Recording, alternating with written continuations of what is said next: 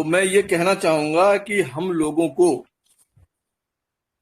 ये जो परलवाइन बिजनेस की अपॉर्चुनिटी मिल गई है, तो सभी लोगों को अपने आप को धन्यवाद देना चाहिए, देना होगा, अपने को देना होगा। और अपने को धन्यवाद देने से पहले अपने ईश्वर को देना होगा, अपने भगवान को देना होगा, ऑलमाइटी को देना होगा, गॉड को देना होगा, जिस रूप में भी हम उसको ऊपर वाले को मानते हैं, पूछते हैं, वो नाम लेके उनको देना होगा कि इतनी शानदार अपॉर्चुनिटी ईश्वर ने हम लोगों के दरवाजे पर, हम लोगों के घर आंगन में पहुंचा दी।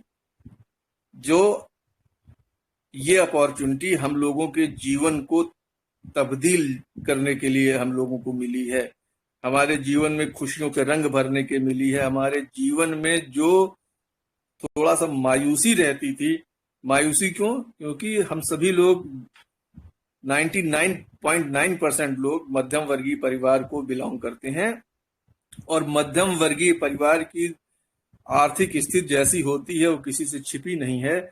कैसे जोड़ तोड़ करके वो अपना काम चलाते हैं, अपनी दिनचर्या और अपने दैनिक आवश्यकताओं की पूर्ति कर पाते हैं, वो वही जानते हैं। कोई भी बड़ा काम, आवश्यक कार्य उनके दरवाजे पे आ जाता है, उनके घर पे आता है, तो कर पाने में उनको पैसे की समस्या होती ही होती है। तो सॉरी सर, बार बार फोन आ रहे हैं लोगों के। तो ये परेशानी हम लोगों के जीवन से दूर हो सके, इसका निदान हमको मिल सके, इसका हल हमारे जीवन में हमको मिल सके, उसके लिए ये अपॉर्चुनिटी हम लोगों को मिल गई है। और हम सभी लोग वास्तव में बहुत भाग्यशाली हैं कि हम लोगों ने ये अपॉर्चुनिटी को जाने नहीं दिया, इसको से जुड़ गए, इसको पकड़ लिया। तो इसको हमको व्यर्थ नहीं जाने देना है। और जैसा मैं कई बार ये कह चुका हूं कि हमको ईश्वर जो चाहता है, ईश्वर क्या चाहता है कि हमारे जीवन में खुशियों के रंग आवे, हम भी धनवान बने। तो ईश्वर की चाहत को हमें पूरा करना है। ईश्वर की चाहत को हम कैसे पूरा कर पाएंगे? जो ईश्वर चाहता है हमको धनवान बनाना, अपॉर्चुनिटी तो से हमको मिलवा दिया ईश्वर ने, तो हमें यहाँ पे वर्किंग करना होगा। और हर काम जो देखने में सरल लगते हैं, आसान लगते हैं, इजी लगते हैं, वास्तव में वो इतने इजी होते नहीं। उनको करने में काफी मेहनत करनी पड़ती है, मशक्कत करनी पड़ती है, हार्ड वर्क करना पड़ता है, काफी कुछ सीखना पड़ता है, नॉलेज गेन करनी पड़ती है, प्लानिंग के साथ करना पड़ता है, एक स्ट्रेटेजी बना के एक प्लान चेकआउट करना पड़ता है कि कैसे करें कि हमारा रास्ता सुगम हो, जो दुर्गमता है रास्ते की, हमारे मार्ग की बाधाएं हैं, वो कैसे दूर हो सकें। तो ये सब भी हम लोगों को चेकआउट करना पड़ता है, अपना प्लान बनाना पड़ता है। और सबसे पहली कड़ी इसमें ये होती है कि ये चूंकि ये बिजनेस अपॉर्चुनिटी है और इस बिजनेस की शुरुआत इस बिजनेस के प्लान से होती है, तो प्लान को सीखना हमको होगा। अभी सूरज कुमार निराला सर जी ने कितना बेहतरीन तरीके से प्लान हम लोगों के समक्ष रखा। प्लान की एक एक खासियत को, खुसूसियत को, बारीकी को, एक से एक माइनर पॉइंट को, इसमें कितनी विशेषता है, ये कितना सक्षम है हम लोगों को बहुत बड़ी अर्निंग करा पाने में, हम लोगों को बहुत बड़ा पैसा कमवा पाने में। बस हमको कुछ चीजें अपने मन में रखनी होगी, कुछ चीजें सीखनी होंगी और सिस्टमेटिक ढंग से, क्योंकि ये स्मार्ट वर्क है, बहुत ज्यादा हमको पहाड़ नहीं ढकेलना है, बहुत ज्यादा बोझा नहीं उठाना है, स्मार्ट वर्क करना है। अगर हम कायदे से स्मार्ट वर्क करेंगे, कायदे से हर चीज सीखते हुए करेंगे तो बड़े आसानी से, हालांकि बहुत आसान नहीं होता, सीखना भी थोड़ा सा मुश्किल होता है, समय देना होता है हमको, उसमें डिवोटेड होना पड़ता है, अपना सब कुछ लगा देना पड़ता है। तो हमें क्या क्या करना चाहिए, हम कैसे हार्ड वर्क कर सकें, उसके लिए हमको प्लान दिखाना आना चाहिए। और तभी हम दिखा पाएंगे जब सीखेंगे, और ज्यादा से ज्यादा लोगों को हमें दिखाने का प्रयास करना चाहिए। और एक जो बहुत बड़ी खासियत निराला सर जी ने बताई हम लोगों को आज प्लान दिखाते समय, अपग्रेडेशन की भी बात उन्होंने की थी। तो अपने को समय समय पर टाइमली जो है अपग्रेड करते रहना चाहिए, क्योंकि अपग्रेडेशन की पावर के बारे में भी उन्होंने बताया कि अपग्रेडेशन से हम कैसे इनकम कर सकते हैं। और एक चीज और है कि हमें अपलाइन जो हमारे होते हैं वो हमारे सच्चे शुभचिंतक होते हैं, मार्गदर्शक होते हैं, हमें उंगली पकड़ के चलना सिखाते हैं, हम कैसे इस बिजनेस में आगे बढ़ सकें। तो हमको वो रास्ता दिखाते हैं। हमारे जैसा हमने कहा, उंगली पकड़ के हमको चलना सिखाते हैं, दुर्गम रास्तों को सरल बना देते हैं। उनका जो डायरेक्शन होता है, उनका जो गाइडेंस होता है, वो हमारे लिए बहुत लाभप्रद होता है। तो ये सब हमें कब कब मिल पाएगा, कैसे मिल पाएगा? जब हम अपने अपलाइन की इज्जत करेंगे, अपने अपलाइन से मिलने का प्रयास करेंगे, उनसे मिलेंगे, उनसे रूबरू होंगे। अगर किसी वजह से हम रूबरू नहीं हो सकते हैं, 1-to-1 उनसे बातें नहीं कर सकते हैं, 1-to-1 का मतलब आमने सामने आके बातें नहीं कर सकते हैं, तो हमको ये प्रयास करना चाहिए कि हम टेलीफोनिक कांटेक्ट उनसे स्थापित कर सकें, फोन के द्वारा उनसे बात कर सकें, उनसे जुड़ सकें। तो हमें अपने अपलाइन को फोन भी करना चाहिए, जरूर करना चाहिए, और उनसे काफी कुछ सीखने को मिलता है। तो जरूर हमको बात करना चाहिए। ये हम लोग यही गलतियां करते हैं, छोटी छोटी गलतियां करते हैं, जो कि हमारी ग्रोथ, हमारे बिजनेस के उत्थान में बाधक होती हैं। हम बहुत पहुंचते तो हैं, कुछ दूरी तय करते हैं, लेकिन बहुत समय लगा देते हैं।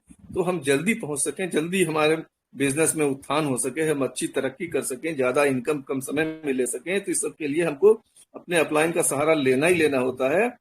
और इससे भी ज्यादा जरूरी होता है, ये सब तो हमें करना ही करना है। साथ ही साथ हमें सिस्टम में कुछ समय भी देना होगा। ये नहीं कि खाली हम बातें करें और सिस्टम के लिए समय न दें।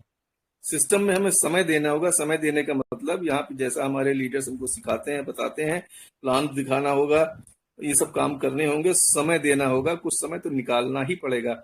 हम जो भी कार्य कर रहे हैं, जिस भी हम बिजनेस में हो, किसी प्रोफेशन में हो, हम बिजनेस कर रहे हो, किसी भी तरह का जो हम पहले से कार्य कर रहे हो, ये नहीं मैं कहता कि वो हमें काम छोड़ देना चाहिए। वो उस काम को करते हुए कुछ समय इस बिजनेस के लिए हमको निकालना चाहिए, क्योंकि ये पार्ट टाइम बिजनेस है ही। तो अपना काम करते हुए कुछ समय इसको हम जरूर हमें देना होगा, तभी हम अपने सारे ड्रीम्स को पूरा हम कर पाएंगे। और जहां ड्रीम्स की बात आई, तो हमको ऊंचे सपने, अच्छे सपने, बड़े सपने भी देखना होगा, क्योंकि हमारे सपने होंगे तभी हम आगे बढ़ के काम करेंगे, तभी हम हार्ड वर्क कर पाएंगे। तो ये सब चीजें हमको करना होगा। और जैसा ये 8 लेवल प्लान है, यहाँ पे 9वें लेवल पे जो हमारी टीम होगी, तो उससे हमें कुछ नहीं हासिल होना है। तो हमको अपनी टीम चौड़ाई में बढ़ानी है, गहराई में नहीं ले जानी है। जितना ज्यादा हम डायरेक्ट लगा पाएंगे, डायरेक्ट लोगों को अपने से जोड़ पाएंगे, उतना ही हम ज्यादा इनकम ले पाने में सफल हो पाएंगे। तो हमें ज्यादा से ज्यादा लोगों को डायरेक्टली अपने लगाना है, और केवल लगा के छोड़ नहीं देना है। ये गलतियां होती हैं, ये हमसे भी हो रही हैं कि लोगों ने हमारे साथ अकाउंट खोल लिया, उसके बाद कारण बहुत सारे हैं, फिर उनको सब मान लीजिए वो नहीं मिल पा रहे हैं, तो हम उन तक नहीं पहुंच पा रहे हैं, उनसे बातें नहीं कर पा रहे हैं, तो हमको उनको छोड़ नहीं देना है। उनको भी प्रेरित करना है, उनको भी सिखाना है कि कैसे वो भी ज्यादा से ज्यादा लोगों को अपने डायरेक्ट में ला सकें, क्योंकि तभी उनकी भी इनकम होगी और हमारी भी इनकम होगी, और ये सिलसिला आगे बढ़ता रहेगा, ऐसे चलता रहेगा। सभी खुशहाल होंगे, सभी कामयाब होंगे, सभी इनकम करने लगेंगे। और यही हमारे अमर भाई सर जी भी हमको सिखाते हैं। अभी आए थे, लखनऊ आए थे, तो यही चीज उन्होंने सिखाया भी था कि सच्ची लीडरशिप वही होती है कि हार्ड वर्क हम करें, जो हम जिनको हम लेके आए इस बिजनेस में, उनको भी समय दें, उनके लिए भी काम करें, उनको भी कमवाने की सोचें, उनका भला करने की सोचें। अगर हम ऐसा करते हैं तो अपना भला हम स्वयं ही करते जाते हैं। तो ये बिजनेस ही है, दूसरों का भला हम करते हैं तो अपना भला भी हमारा होता जाता है। तो हमको ये चीज करना चाहिए, जरूर करना चाहिए। और एक चीज और हमें ध्यान रखना चाहिए कि ये बिजनेस जो है बहुत अच्छा, बहुत अच्छे इसके नॉर्म्स हैं, इसके एथिक्स हैं, इसकी थ्योरी बहुत अच्छी है, सब कुछ इसमें अच्छा ही अच्छा है। तो जब सब कुछ अच्छा है, तो एक डिसिप्लिन्ड दायरे में हमको सारा काम करना चाहिए। हमको किसी से बिना मतलब उलझना नहीं चाहिए, बिना मतलब हॉट टॉक नहीं करनी चाहिए, किसी की बेइज्जती नहीं करनी चाहिए, किसी के साथ अपशब्दों का प्रयोग नहीं करना चाहिए, किसी को कमतर नहीं आंकना चाहिए। और हमेशा अनुशासन में रहकर, अनुशासन के अंदर डिसिप्लिन तरीके से हमको अपना काम करना चाहिए, क्योंकि अगर हम डिसिप्लिन रह के काम करेंगे, तभी हमारी प्रोग्रेस भी अच्छे ढंग से हो पाएगी। हम अच्छे ढंग से प्रोग्रेस कर पाएंगे, उन्नत कर पाएंगे, उन्नत के राह पे हम आगे बढ़ पाएंगे। और इन सब में एक चीज का और बहुत बड़ा महत्व है कि हम में जुनून भी होना चाहिए। लक्ष्य भी होना चाहिए, हमें फिक्स कर लेना चाहिए। अब उस पर सब पे जाएंगे तो हमारा थोड़ा सा बड़ा होता जाएगा। तो हमको अपना एक लक्ष्य तो जरूर फिक्स करके चलना चाहिए, और उस लक्ष्य की प्रतिपूर्ति के लिए हमारे अंदर एक पागलपन, एक जुनून होना चाहिए। और हमें ये ठान लेना चाहिए कि जब तक हम अपने लक्ष्य को प्राप्ति नहीं हो जाती है तब तक हम आराम से नहीं बैठेंगे, चैन से नहीं बैठेंगे। लक्ष्य की प्राप्ति के बाद ही जो है हम दम लेंगे। तो अगर हमने ये ठान लिया, अपने को गतिशील बनाए रखा, तो हर हाल में हमारी तरक्की होती जाएगी, तरक्की होती जाएगी। और इस पे भी सबसे ऊपर है, जो सर्वोपरि मैं रखता हूं, वो है हमारा विश्वास, हमारा बिलीव, हमारा सेल्फ बिलीव, हमारा आत्मविश्वास। अगर ये हमारे पास है तो हम जरूर तरक्की करेंगे, जरूर तरक्की करेंगे, जरूर तरक्की करेंगे।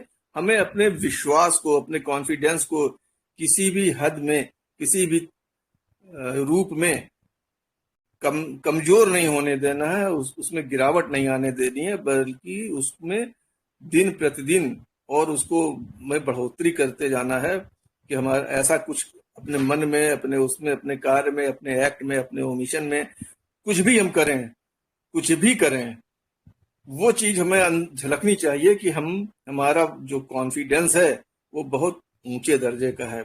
ऐसा है कि लोग हमारा कॉन्फिडेंस देखकर सोचें कि आखिर क्या बात है, ये लोग जो परलवाइन में जुड़ते हैं ये हमेशा परलवाइन का ही नाम क्यों लेते रहते हैं, परलवाइन की ही माला क्यों जपते रहते हैं। तो ये बात भी लोगों पे असर डालती है, लोग सोचने पे मजबूर होते हैं या आखिर कुछ बात तो जरूर होगी परलवाइन में। तो हमें अपना कॉन्फिडेंस हमेशा बहुत मजबूत रखना चाहिए, बहुत बड़ा रखना चाहिए, और सारे काम हमें पेशेंसली करने चाहिए, धैर्य भी बना के रखना चाहिए। तो हमारा अगर कॉन्फिडेंस बहुत बढ़िया होगा, मजबूत होगा, तो सिस्टम पर विश्वास हमारा अपने आप बढ़ जाएगा, सिस्टम के प्रति विश्वास बढ़ जाएगा। जब विश्वास बढ़ेगा तो हम सिस्टम की नॉलेज जरूर लेंगे, और जितना हम नॉलेज गेन करेंगे उतना हमारा विश्वास बढ़ता जाएगा। तो डीप नॉलेज भी हम ले पाएंगे, डीप नॉलेज से हमारा विश्वास बढ़ता जाएगा, बढ़ता जाएगा, और सेल्फ बिलीव भी हमारा फिर और बढ़ेगा, और बढ़ेगा। तो हमें ऑलवेज भी बिलीव अपॉन आवर टीम, जो हमारी टीम है। टीम की शायद मैंने बात नहीं की कि टीम को भी हमें हमेशा बढ़ाते रहना चाहिए, बड़ी से बड़ी टीम बनाते रहना चाहिए, क्योंकि ये रिलेशन बिल्डअप का बिजनेस ही है। बड़ी से बड़ी हम टीम बनावें और अपनी टीम को हम हमेशा सपोर्ट करें, ऑलवेज भी सपोर्ट आवर टीम। ये हमारी मैंडेटरी ड्यूटी होनी चाहिए, ये हमारा दायित्व होना चाहिए कि अपनी टीम को हमेशा सपोर्ट करें, हमेशा सपोर्ट करें। टीम के सुख दुख में हम शामिल हों, उनसे रिलेशन बिल्ड करें, हमेशा अच्छे रिलेशंस बिल्ड करें टीम से। और अपलाइन की बात मैंने ऊपर शायद कही भी है, तो हमें हमेशा अपने अपलाइन पे ट्रस्ट करना होगा। अपलाइन कैसी, एक्टिव अपलाइन हो, ग्रोइंग हो, इफेक्टिव अपलाइन हो। क्योंकि अपलाइन, जैसा मैंने शुरुआत में ही शायद कह दिया, कि अपलाइन हमारे सुख दुख के साथ ही हैं। अपलाइन हमेशा हमारा भला ही चाहते हैं, हमारे शुभचिंतक होते हैं, हमको सही राह दिखाने वाले होते हैं, हमारे मेंटोर होते हैं, मार्गदर्शक होते हैं। हमको ABCD इस बिजनेस के बारे में सिखाने वाले वही होते हैं, हर कदम पे हमारी हेल्प करने वाले होते हैं। तो हमें अपलाइन का साथ जरूर देना चाहिए, अपलाइन से पूछकर तमाम बातें करनी चाहिए। ये नहीं कि हर चीज आप पूछिए, आप अपने विवेक का भी प्रयोग कर सकते हैं, लेकिन अपलाइन का आप सहारा लें, उनसे पूछें तो बहुत अच्छी बात होगी, बहुत शानदार बात होगी। और एक चीज और होना चाहिए कि हमारी डिक्शनरी में निगेटिव बातों का बिल्कुल स्थान नहीं होना चाहिए। हम कभी भी ना अपने बारे में, ना अपने अपलाइन के बारे में, ना अपने टीम के सदस्यों के बारे में, यानी अपनी लाइफ लाइन के बारे में, जिनको हम ग्रो लाइन भी कह सकते हैं, डाउन लाइन भी साथी हमारे कहते हैं, उनके बारे में कभी भी हम निगेटिव थिंकिंग हमें नहीं सोचना चाहिए। और ये कभी नहीं सोचना चाहिए कि ये काम बड़ा कठिन काम है, इसको हम कैसे कर पाएंगे, अरे ये तो हमसे नहीं होगा, हमारे बस का नहीं है, हम कहाँ से टीम बना पाएंगे, हम कैसे लोगों से कह पाएंगे, कैसे लोगों से बात करेंगे, लोग क्या सोचेंगे हमारे बारे में। तो ये सब चीजें, ये भाव अपने मन में हमको लाने ही नहीं चाहिए, इनसे हमेशा दूरी बना के रखनी चाहिए। कभी भी निगेटिव बातें न सोचनी है हमको, न दूसरों को सोचनी देनी है, और न अपने मन में लानी है। और अगर कोई निगेटिव बातें करे तो उसको दूर झटक देना है, बल्कि उसके ऊपर अपनी जो पॉजिटिव बातें हैं वो उसके ऊपर लाद देना है। उसको इतना दबा दीजिए अपनी पॉजिटिव बातों से, इतना अपनी पॉजिटिव बातों को डोमिनेट कर दीजिए कि नेगेटिविटी रिसेसिव बन के रह जाए, वो नेगेटिविटी उससे दूर हो जाए धीरे धीरे। तो हमको हमेशा अच्छी बातें सोचनी चाहिए। और अब आप देखिए, परलवाइन बिजनेस जैसे हमारे लीडर्स बताते हैं, हम लोग देखते भी हैं कि ऐसा बिजनेस है कि यहाँ हम काम करते हैं तो हमको पैसा मिलता ही है, हम नहीं भी करते तब भी मिलता है। एक स्टेज ऐसी आती है कि उस स्टेज तक पहुंचने के बाद अगर हम काम करना किसी वजह से बंद भी कर देते हैं या नहीं करते हैं, तब भी हमारी इनकम जारी रहती है, बंद नहीं होती है। यहाँ तक कि हमारे बाद जो हमारे लीगल रिप्रेजेंटेटिव हैं, लीगल एयर्स हैं, उनके पास भी इनकम आती रहती है। लेकिन हम आज कर क्या रहे हैं? जो वर्किंग है, जो हमारी वर्किंग इनकम है, उस पे हम ज्यादा उन्मुख नहीं है, उसकी तरफ हम ज्यादा ओरिएंटेड नहीं है, उतना ध्यान नहीं दे पाते हैं। हम किधर ध्यान देते हैं? हमारा सारा फोकस, सारा ध्यान ऑटो पूल की तरफ रहता है, ऑटो पूल की तरफ रहता है। तो ऑटो पूल की इनकम बहुत अच्छी इनकम है और इस बिजनेस की आत्मा है ऑटो पूल।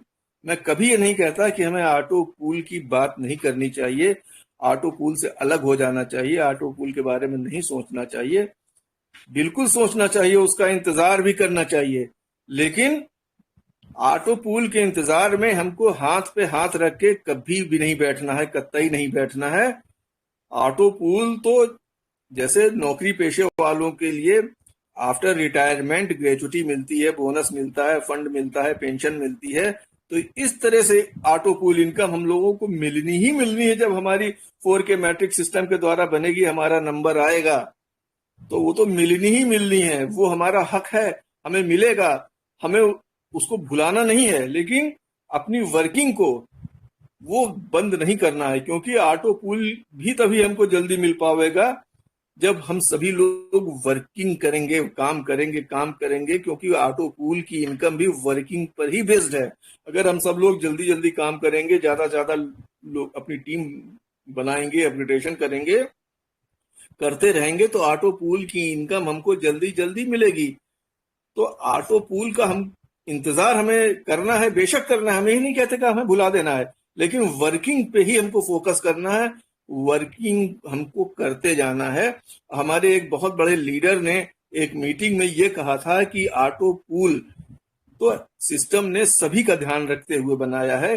जो हमारे भाई बंधु हैं, ऐसे लोग हैं जो उतनी मेहनत नहीं कर सकते, किसी वजह से नहीं कर सकते हैं, चाहे वो हैंडीकैप हो, इस वजह से नहीं कर सकते हैं, कोई भी कारण हो, तो उनकी भी इनकम आती रहे, उनकी भी सहायता होती रहे। इसलिए ये ऑटो पूल, उनकी सहायता के लिए डॉक्टर डेनियल जॉनसन सर जी ने ये ऑटो पूल का सिस्टम बनाया है। तो हमें, जैसे हम परिवार का कोई कार्यकर्ता होता है, काम करने वाला होता है, नौकरी करने वाला होता है, परिवार के हर सदस्य तो काम पे जाते नहीं है। दो परिवार में मान लिए 10 लोगों का परिवार, उसमें 2 ही लोग कमासूत हैं, कमाने वाले हैं, तो क्या 8 लोगों का वो भार निर्वहन नहीं करते हैं, खर्चा नहीं उठाते हैं? उठाते हैं। तो इसी तरह ऑटो पूल भी समझ लीजिए कि हमारे वो भाई बहन, वो लोग, वो हमारे परिवार के सदस्य जो किसी वजह से अपना कार्य उतने सुचारू रूप से नहीं कर पा रहे हैं, उतनी मेहनत नहीं कर पा रहे हैं, तो उनकी भी रोजी रोटी चलती रहे, उनको भी इनकम मिलती रहे। ये सिस्टम ने इतना बढ़िया सिस्टम है कि उनके लिए भी सोचा। हाँ, मैं ऐसे लोगों से जरूर प्रार्थना करूंगा, गुजारिश करूंगा कि अगर वो काम कर सकते हैं, काम करने लायक हैं, इतने वो मेधावी हैं, उनमें मेधा है, उनमें योग्यता है, तो उनको भी हाथ पे हाथ रख के नहीं बैठना चाहिए, दूसरों पे बोझ नहीं बनना चाहिए, आगे बढ़कर जरूर काम करना चाहिए, अपने हिस्से का काम उनको भी करना चाहिए। तो ये निवेदन मैं समझता हूं हमारे तमाम भाई बहन जो इस परलवाइन बिजनेस में हैं और जो वर्किंग की तरफ उन्मुख नहीं है, उस तरफ उतना ध्यान नहीं देते हैं, तो वो भी वर्किंग करना शुरू करेंगे और दूसरों पे, अपने परिवार के दूसरे सदस्यों पे बोझ नहीं बनेंगे। और एक चीज और है कि हमें हमेशा ईमानदारी के साथ इस बिजनेस में काम करना चाहिए, क्योंकि ये ईमानदार बिजनेस है, तो इससे जुड़े लोग भी ईमानदार ही होने चाहिए, इस सिस्टम के प्रति, अपने अन्य सदस्यों के प्रति, परिवार के सदस्यों के प्रति वफादार का भी निभाना होगा। और हमें इस बात पर गर्व भी करना चाहिए कि सिस्टम बहुत दमदार है, बहुत ईमानदार है। तो इस सिस्टम की दमदारी पर, इसकी ईमानदारी पर, इसकी वफादारी पर सबको गर्वान्वित महसूस होना चाहिए, करना चाहिए। और इस पर शक करने की कतई कोई गुंजाइश हमको नहीं रखना है कि हम शक करें। तमाम सारे सवाल आते हैं, अगर कल भाग गई तो क्या भाग तो नहीं जाएगी सिस्टम, कहीं ऐसा तो न हो जाए, कहीं ये न हो जाए, कहीं वो न हो जाए। अरे हम क्यों इस तरह की बातें अपने मन में लाते हैं? हमको कतई नहीं लाना चाहिए। ये सिस्टम 2015 से हम लोगों के बीच में है। क्या भागी कभी? भागना होता तो भाग गई होती। इसको भागना भी नहीं है कभी, बीच में रहना है, हम ही लोगों के बीच में रहता है। क्योंकि अगर भागेगी तो हम लोगों का नुकसान, चलिए ठीक है मानते हैं होना है, लेकिन उससे ज्यादा खुद परलवाइन सिस्टम का भी नुकसान है। क्या वो नुकसान अपना करना चाहेगी? इसलिए ये सोच निकाल देनी है हम लोगों को अपने मन से, अपने दिल से। कभी ऐसे विचार नहीं लाने हैं कि ये भाग जाएगी, ये भाग जाएगी, ये भाग जाएगी। ये सिस्टम न कभी भागी है, न कभी भागेगी। इसकी टैगलाइन भी है कि परलवाइन विल नेवर एंड, हमेशा ही हम लोगों के बीच में रहने रहेगी। और इस सिस्टम ने हमेशा अपने को साबित किया है, हर एग्जामिनेशन में ये खरी उतरी है, विश्वसनीयता पे इसने साबित की है, विश्वसनीय रही है। और अपने को हर तरह से इसने प्रूव किया है, चाहे हम जैसे भी जिस रूप में इसकी परीक्षा लें, हमेशा ये खरी उतरी है। तो हम ये कह सकते हैं कि पूरी तरह से टेस्टेड सिस्टम है, ट्रस्टेड सिस्टम है, फुल्ली प्रूवन सिस्टम है। तो हमें परलवाइन से जरूर मोहब्बत करनी चाहिए, जरूर मोहब्बत करनी चाहिए, और सभी लोगों को मोहब्बत करनी चाहिए। क्योंकि ये परलवाइन हम लोगों के जीवन की दिशा और दशा बदलने के लिए ही हम लोगों के बीच में आई है, और ये बदल के रहेगी। जो भी इससे जुड़ा है आने वाले समय का, वो करोड़पति तो है ही है, इससे भी आगे वो हमारे आपके ऊपर है कि हम करोड़पति से आगे कितना जाना चाहते हैं। अरबपति, खरबपति, नीलपति, पद्मपति, शंखपति, जितना भी चाहे, ये परलवाइन हमको देने के लिए ही आई है, हमारे भाग्य को बदलने के लिए ही आई है, हमारे जीवन में खुशियों के रंग बिखेरने के लिए आई है, हमारे घर आंगन में खुशहाली आ सके। तो वो चीज है ये परलवाइन।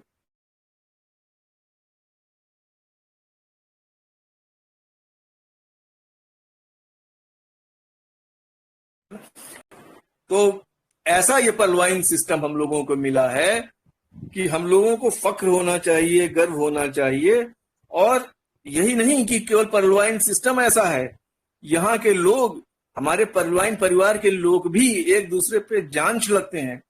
पैसा रुपया तो तमाम लोग अन्य स्रोतों से भी कमा लेते हैं, लेकिन यहाँ पे जो एक दूसरे को प्यार मिलता है, मोहब्बत मिलती है, मान सम्मान मिलता है, एक दूसरे के सुख दुख में हमेशा लोग भागीदार रहते हैं, और कितना प्यार करते हैं, कितना याद करते हैं एक दूसरे को। कि कुछ लोगों की टीम बन जाती है, अगर दिन में 2 बार बात न हो तो मन नहीं लगता है। तो ऐसा सिस्टम और कहाँ मिलेगा, कहाँ मिलेगा? तो बहुत अच्छा सिस्टम है।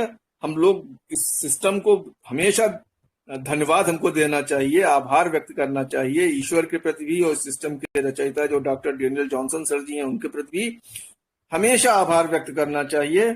और जो ये विभिन्न मंच हैं, जैसे ये ग्लोरियस परलवाइन टीम का ये मंच है, इसी तरह तमाम सारे मंच हैं जो शैक्षिक मंच हैं परलवाइन के बारे में, जहां पे हम जाते हैं, तमाम अपने लीडर्स की बातें सुनते हैं, अच्छी अच्छी बातें सुनते हैं। तो इन मंच के जो भी सूत्रधार हैं, रचयिता हैं, प्रणेता हैं, उन सब के प्रति भी हमको शुक्रगुजार होना चाहिए कि उन्होंने इतने अच्छे अच्छे मंच स्थापित किए हैं, जहाँ पे हम लोग जाते हैं, वहां पे एक दूसरे से मिलते हैं, एक दूसरे की बातें हम लोगों को सुनने का अवसर मिलता है, अपनी बातों आदान प्रदान करने का अवसर मिलता है, जो कि हमारे परलवाइन बिजनेस की ग्रोथ में बहुत ही सहायक होती है। बहुत कुछ हम सीख पाते हैं, सिखा पाते हैं। तो इतने अच्छे लोग, इतना अच्छा सिस्टम, इतनी अच्छी थ्योरी वाला सिस्टम, ये कहाँ नसीब होता है? तमाम सारे लोग बहुत सारे सिस्टम में गए, बहुत सारी कंपनियों में गए, हमेशा ठगे गए, चले गए। लेकिन ये परलवाइन सिस्टम, ऐसा बिजनेस कि इस समय 53-54 लाख लोग इससे जुड़ गए हैं, इसके परिवार के सदस्य बन गए हैं। शायद ही कभी किसी को कोई शिकायत का मौका मिला हो। मैं समझता हूं कि किसी भी व्यक्ति को शिकायत के रूप में कुछ नहीं मिला कि परलवाइन ने उसको ठगा हो, छला हो, या किसी तरह से बेवकूफ बनाया हो, या बनाने का प्रयास किया हो। तो इतना बढ़िया, इतना उम्दन उम्दा, इतना ग्रेट, इतना लाजवाब सिस्टम मिला है। सभी लोग बहुत भाग्यशाली हैं, बहुत भाग्यशाली हैं, बहुत भाग्यशाली हैं। और अमर सर जी ने लीगल की बात कही की थी कि मैं लीगल की बात करूंगा। चलिए 2 शब्दों में लीगल की भी बात कर लेता हूं। और ये सिस्टम, ये बिजनेस जो हम लोग कर रहे हैं, हम लोगों को आंख बंद करके इस पे भरोसा करना है।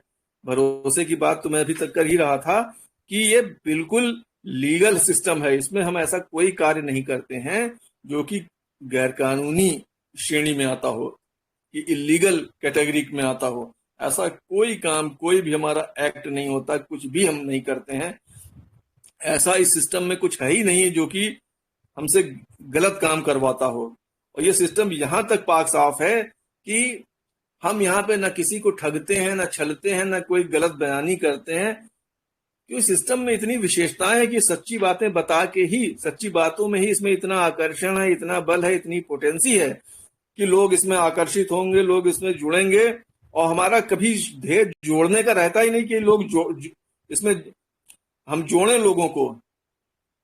हम इसकी अच्छाई बताते हैं तो लोगों को अच्छाई समझ में आती है, खुद ही लोग जुड़ते हैं।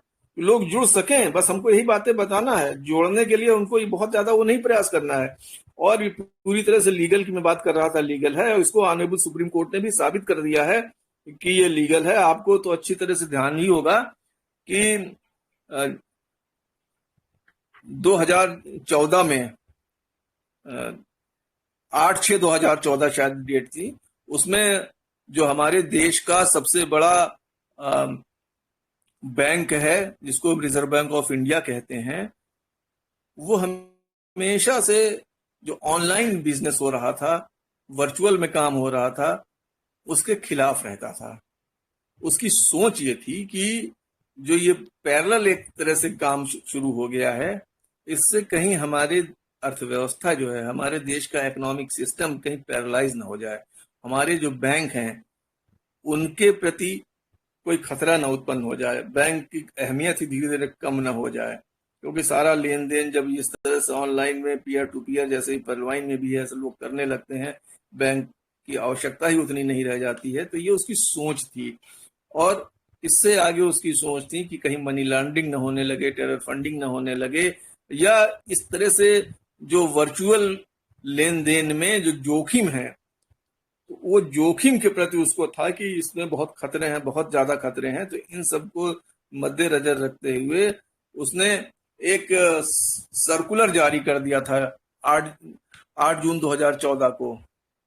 उस सर्कुलर में ये बातें, शायद डेट में गलत बता रहा हूँ क्या, कुछ ध्यान नहीं आ रहा है, तो उस सर्कुलर में ये बातें आई थी कि 2 तरह के प्रतिबंध लगा दिए थे सिस्टम ने, कि जो लोग वर्चुअल में काम कर रहे हैं, वर्चुअल में वो काम ना करें। इस तरह से जो सर्कुलर जारी किया था उसमें प्रतिबंध लगा दिया था। दूसरा प्रतिबंध ये लगाया कि जो लोग वर्चुअल में काम कर रहे हैं और बैंकों में जिनके अकाउंट्स हैं, तो सारे बैंक चूंकि रिजर्व बैंक ऑफ इंडिया के ही सुपरविजन और कंट्रोल में काम करते हैं, उनके मातहत होते हैं, तो बैंकों के लिए उन्होंने एक तरह से निर्देश था कि ऐसे लोग जिनके अकाउंट्स जो वर्चुअल में काम कर रहे हैं, उनका पैसा जमा है, वो अकाउंट्स है, तो उनसे सारे रिलेशन के सारे अकाउंट जो है फ्रीज कर दिए। फ्रीज का मतलब आप चलिए सिंपल भाषा में रखते हैं कि जब्त कर लिया उनका पैसा, उनका लेन देन सारा बाधित कर दिया, उनका जो संचालन था अकाउंट का वो रोक दिया, रुकावट आ गई और ना पैसा निकाल सकते थे, ना अपने बैंक का अपने अकाउंट का संचालन कर पा रहे थे। तो लोगों को बहुत परेशानी हुई, लोगों के काम धंधे ही बंद हो गए, तो बहुत बड़े रूप में परेशानी होने लगी लोगों को। सब कुछ उनका ठप हो गया, सब कुछ ठप हो गया। तो उन्होंने क्या किया, अपना एक ग्रुप बनाया, कुछ ऐसे कंपनीज थी, ग्रुप ऑफ कंपनीज बना के सुप्रीम कोर्ट में आर्टिकल 32 कॉन्स्टिट्यूशन ऑफ इंडिया के तहत उन्होंने वहां पे रिट पिटीशन फाइल की। कुछ इंडिविजुअल्स लोग जो इंडिविजुअली काम करते थे, उन्होंने भी एक ग्रुप बनाया। उस ग्रुप का नाम रखा इंटरनेट एंड मोबाइल एसोसिएशन। उन्होंने भी ग्रुप बना के पिटीशन फाइल की। तो बाद में ये पिटीशन दोनों कंसोलिडेट हो गई, क्लब कर दी गई, एक की एक साथ सुनवाई होगी। और इसमें चूंकि समय कम है, मैं थोड़ा बहुत कट शॉर्ट करके बहुत छोटे में अपनी बात रखूंगा। इसमें बहुत दलीलें दी गई दोनों तरफ से, रिजर्व बैंक ऑफ इंडिया की तरफ से भी, यूनियन ऑफ इंडिया की तरफ से, attorney general of India, solicitor general of India और यूनियन ऑफ इंडिया के बहुत सारे काउंसिल्स, जो बड़े बड़े काउंसिल्स थे, हमारे देश के अग्रणी काउंसिल्स हैं, उनकी बहस हुई। और पेटिशनर्स की तरफ से भी बहुत बड़े बड़े सीनियर काउंसिल्स इंगेज हुए थे, उनकी उनकी बहस हुई। और साथ ही साथ जो गवर्नमेंट की पॉलिसी है डिजिटलीकरण की तरफ जो बढ़ रही है, सब कुछ डिजिटल हो रहा है वो, और बहुत सारे देशों के, विभिन्न देशों की करेंसी क्या होती है, अलग अलग देशों की करेंसी की डेफिनेशंस क्या होती हैं, वो सारी डेफिनेशन सब सामने सुप्रीम कोर्ट के सामने आई। और इस virtual currency, petro currency, digital currency, आप इंटरनेट करेंसी कह सकते हैं, इन सब की जो करेंसी हैं, तमाम सारे क्वाइंस, चाहे मेनली वो बिटकॉइंस के लिए जजमेंट हुआ था, बिटकॉइंस हो, चाहे डोजी कॉइंस हो, चाहे लाइट कॉइंस हो, जितने भी क्वाइंस उस समय प्रचलन में थे वो सब, और जितने भी इस तरह के एसेट्स हैं, वर्चुअल एसेट्स हैं, डिजिटल एसेट्स हैं, क्रिप्टो एसेट्स हैं, क्रिप्टो, तो इन सब की जो करेंसी के सारे एसेट्स हैं, ये सब का भी उसमें डिस्कस हुआ है, डील किया ऑनरेबल सुप्रीम कोर्ट ने। और हर देश की अर्थव्यवस्था और क्या क्या आशंकाएं हैं उसमें, FATF की भी तमाम सारी रिपोर्टें हैं, और ED की भी रिपोर्टें हैं, और बहुत सारे BIS की भी रिपोर्टें हैं, तमाम सारे और जो विभाग हैं उनकी सारी रिपोर्टें हैं, सब कंसीडर किया। और लॉ इन्फोर्समेंट एजेंसी की भी रिपोर्ट थी, वो भी कंसीडर किया। तो FATF की सबसे बड़ी आशंका थी कि मनी लॉन्ड्रिंग की और टेरर फंडिंग की, इस बारे में बहुत सशंकित था और जब वो अमेरिका का टावर जो ओसामा बिन लादेन के गुरुओं ने ध्वस्त कर दिया था, उसके बाद तो और इस तरफ इन लोगों की चिंता बढ़ गई थी, और भी कड़ाई होने लगी थी। तो लॉ इन्फोर्समेंट एजेंसी ने जो ये चिंताएं थीं कि इसमें क्रिमिनल लोग बहुत तेजी से आकर्षित हो रहे हैं और इसका यूज जो है क्रिमिनल्स लोग कर रहे हैं, वो कई तरह से कर रहे हैं, हवाला में कर रहे हैं, तो उसने तो इन लोगों की बातें की टैपिंग भी की, रिसीव किया, बहुत हाई फ्रीक्वेंसी के रिसीवर्स इंस्टॉल किए जगह जगह कैच करने के लिए, और उन रिसीवर्स ने इनकी जो आपस में बातें होती थी टेररिस्ट की, वो कैच की, रिकॉर्डिंग हुई उसकी। उसमें अली शुक्री अमीन नाम का एक व्यक्ति था, शायद यही नाम था, अली शुक्री अमीन, उसकी अरेस्टिंग भी हुई। उसने बाद में कन्फेस किया, उसका बहुत लंबा कन्फेशनल स्टेटमेंट भी है, कन्फेस किया कि हाँ हम लोग इसमें टेरर फंडिंग में इसका इस्तेमाल करते हैं, पैसों का लेन देन करते हैं, डायरेक्शन देते हैं, असलहों की खरीद फरोख्त में इसका इस्तेमाल करते हैं, कहाँ पे हमें आतंकी गतिविधियां करनी है उसके लिए हम डायरेक्शन देते हैं, एक दूसरे को बताते हैं। और हमारा शायद 2000 की 20,000 लोगों का ट्विटर अकाउंट भी है, उसके माध्यम से हम करते हैं। तो उसका स्टेटमेंट में तमाम सारी बातें जो इनकी आशंकाएं थीं वो निर्मूल नहीं थी, वो सही भी साबित हुई। उसके स्टेटमेंट से, कन्फेशनल स्टेटमेंट है, वो सारी बातें भी ऑनरेबल सुप्रीम कोर्ट ने कंसीडर की। सब कुछ कंसीडर करने के बाद, देश विदेश के जजमेंट देखने के बाद, उसमें साइट भी किए गए, बहुत सारे विदेशी जजमेंट भी साइटेड हैं, तो उन सबको देखने के बाद अंतोगत्वा सुप्रीम कोर्ट इस नतीजे पर पहुंची कि रिजर्व बैंक ऑफ इंडिया की जो ये आशंका है वो बिल्कुल गलत है, बेबुनियाद है। बल्कि सुप्रीम कोर्ट ने तो यहां तक कहा कि ये जो वर्चुअल में काम हो रहा है, ये एक तरह से जो हमारे इकोनॉमिक सिस्टम है उसको सहायता ही कर रहा है। ये काम, ये कहीं से भी उसके मार्ग में रोड़ा नहीं अटका रहा है, या हमारे इकोनॉमिक सिस्टम को, हमारे फाइनेंशियल सिस्टम को, हमारे बैंकिंग सिस्टम को कहीं भी धाराशायी नहीं कर रहा है या कोई नुकसान नहीं पहुंचा रहा है, बल्कि उसमें मदद कर रहा है। और सब कुछ बहुत डिटेल जजमेंट है, 180 पेज का जजमेंट है on the ground of proportionality, और सब कुछ each and every aspect of the matter को कंसीडर करने के बाद ऑनरेबल सुप्रीम कोर्ट ने जो पेटिशंस थी वो अलाउ कर दिया, और कारण भी बताया कि हम अपनी जो फाइंडिंग दे रहे हैं और वो क्यों दे रहे हैं, इस नतीजे पे जो हमारा कंक्लूजन है वो हम क्यों इस पे पहुंच रहे हैं। Each and everything has been explained by the honourable supreme court in his judgement, in its judgement. तो सब कुछ बहुत डिटेल्ड है, बहुत डिटेल्ड है। आप लोग पढ़िएगा। 4 मार्च 2020 का ये जजमेंट है। और जो मैंने 14 बता दिया था वो शायद 18 का है, जो प्रतिबंध लगा दिया था सर्कुलर। 8 जून शायद 18 का है वो डेट। तो इस तरह से ऑनरेबल सुप्रीम कोर्ट ने जब अलाउ कर दिया पिटीशन को तो बहुत खुशियां छा गईं, और सुप्रीम कोर्ट ने आगे बढ़ के भी 2 बातें और कही अपने जजमेंट में। ये कहा कि, और रिजर्व बैंक ऑफ इंडिया को ये आदेश पारित किया कि वो तुरंत उन बैंकों को डायरेक्शन निर्गत करे जिन बैंकों ने लोगों के अकाउंट को फॉरफीट कर लिया है।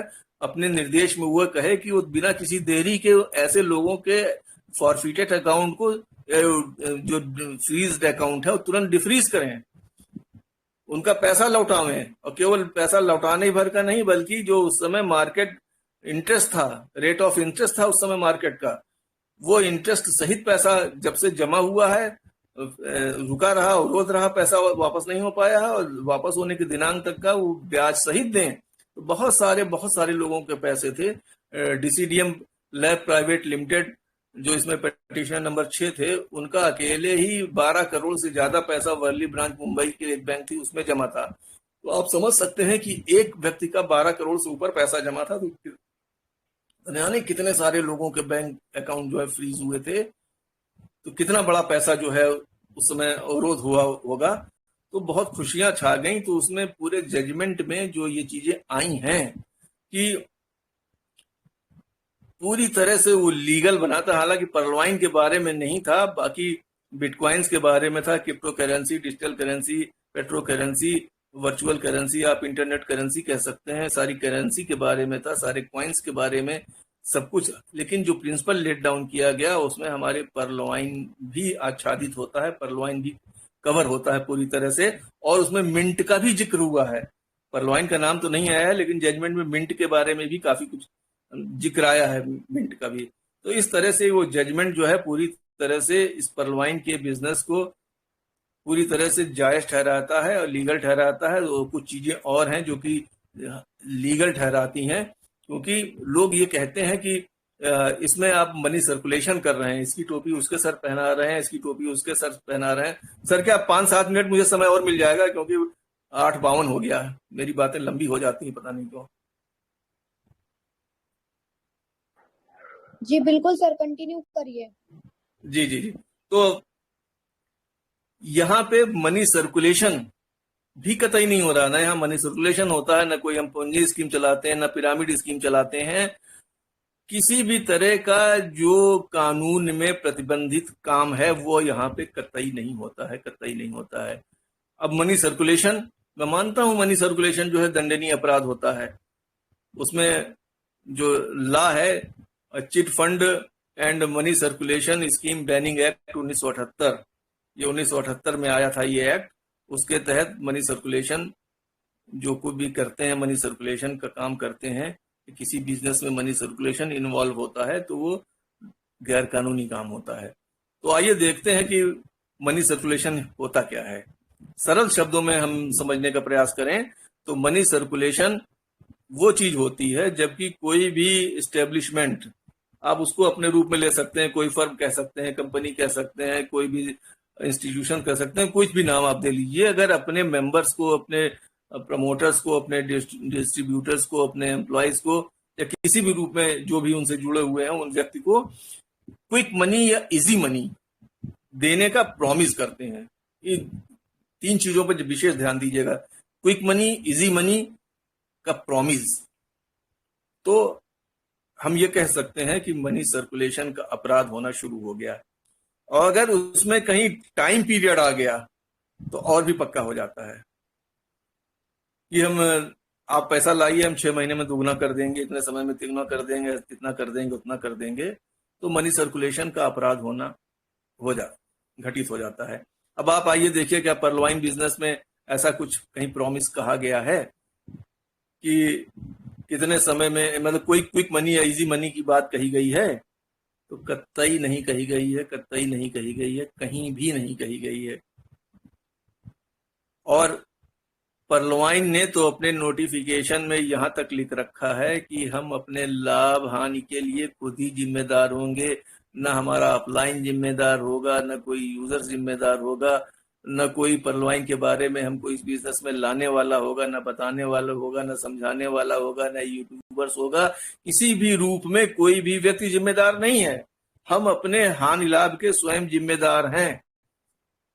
किसी में कोई वादा कहीं प्रॉमिस है ही नहीं है, कतई नहीं है, कतई नहीं है। आप अभी खोल के आप पढ़ लीजिए, नोटिफिकेशंस में ऊपर लाइनें चलती हुई भी मिलेंगी, अपडेट में भी आपको मिल जाएगी। तो ये परलवाइन ने बस शब्दों में लिख रखा है, तो उसने तो मना कर रखा है, कोई वादा है ही नहीं है, तो कहां से मनी सर्कुलेशन हो गया। कुछ लोग दिग्भ्रमित करते हैं लोगों को कि यहाँ पे मनी सर्कुलेशन हो रहा है, कहीं नहीं हो रहा है। दूर से देखने में तो ये भी लगेगा कि पोंजी स्कीम है, ये पिरामिड स्कीम है, क्योंकि बिना पिरामिड के तो कुछ होता ही नहीं है। पिरामिड में भी लीगल इलीगल की बात आती है, उस पर भी जाऊंगा तो और समय लग जाएगा। तो यहाँ पे किसी भी तरह का कोई अपराध हो ही नहीं रहा है, किसी भी तरह का। तो बिल्कुल पाक साफ ये है, और परलवाइन बिजनेस किसी से वादा कर भी नहीं सकता है कि मनी सर्कुलेशन हो जाए। आप ऑटो पूल को ही ले लीजिए, परलवाइन को तो खुद ही नहीं मालूम है कि कब किसकी मैट्रिक्स बन पावेगी, 4K मैट्रिक्स, कब किसको ऑटो पूल देने का नंबर आ पावेगा, जो 4K मैट्रिक्स बनती है फर्स्ट कम फर्स्ट सर्व के आधार पर। कितने नंबर ऑफ अकाउंट्स आज खुलेंगे, नंबर ऑफ अकाउंट्स खुलने वाले कल कितने होंगे, परसों कितने खुलेंगे, कब किस व्यक्ति की मैट्रिक्स बन पाएगी, कब किसका ऑटो पूल का नंबर आएगा, परलवाइन को खुद ही नहीं पता है, तो कैसे वादा कर सकती है। इसलिए कहीं कोई वादा नहीं है, कहीं कुछ इस तरह का नहीं है। और यहाँ पे जो पैसा आता है, लेन देन होता है, वो क्राउड फंडिंग के आधार पर होता है। क्राउड फंडिंग वो भी पूरी तरह से legal crowd funding. Crowd funding mainly मोटे तौर पे समझिए, वैसे तो आप 6 तरह 7 तरह 8 तरह भी गिना सकते हैं, लेकिन जो 3 हैं वो पहली है इक्विटी बेस्ड क्राउड फंडिंग, दूसरी है डोनेशन बेस्ड क्राउड फंडिंग, तीसरी रिवार्ड बेस्ड क्राउड फंडिंग। तो इक्विटी बेस्ड क्राउड फंडिंग में कुछ काम ऐसे होते हैं जो कि हमारे भारतीय कानून जो है परमिट नहीं करते। तो परलवाइन में इक्विटी बेस्ड क्राउड फंडिंग का कोई रोल नहीं होता है। यहाँ डोनेशन बेस्ड क्राउड फंडिंग है और रिवार्ड बेस्ड क्राउड फंडिंग है, जो कि पूरी तरह से लीगल है। सेबी के तमाम सारी गाइडलाइंस हैं, कंपनीज एक्ट के प्रोविजन है, एक और लॉज के प्रोविजन हैं, जो कि इस क्राउड फंडिंग को पूरी तरह से लीगल ठहराते हैं, लीगल बताते हैं, जायज ठहराते हैं। तो यहाँ पे किसी भी रूप में कोई भी गैर कानूनी काम नहीं होता है। तो हम लोग बिल्कुल दिल खोल कर यहाँ पे काम कर सकते हैं, बिना किसी डर के, बिना किसी हिचक के। इसीलिए तमाम सारे जो कानून के रखवाले हैं, हम एडवोकेट्स की बात करने के साथ साथ जो हमारे पुलिस डिपार्टमेंट्स हैं, हमारी सेना वाले हैं, तमाम जो हमारे रक्षक लोग हैं, वो सब भी जुड़े हुए हैं, जिनको कानून का बहुत अच्छा ज्ञान है। रोज वो कानून की ही बात करते हैं, और कानून वो कैसे पालन हो, यही उनका काम है, पालन करवाना ही काम है। वो लोग भी जुड़े हुए हैं। अगर गैर कानूनी होता तो कतई ना जुड़ते। और एक चीज आप और समझ सकते हैं कि ये पूरी तरह से लीगल है कि जो हम लोग KYC करके बैंकों के थ्रू अपने अकाउंट में DP, जो कि एक विदेशी डॉलर कैप आप कह सकते हैं, क्रॉस बॉर्डर एक्सचेंज होके, उसमें भी RDA की भूमिका है, जो RDA reserve bank established bye reserve bank of India है, उनके द्वारा हमारे बैंक अकाउंट में इंडियन रुपीज में कन्वर्ट होकर पैसा आ जाता है।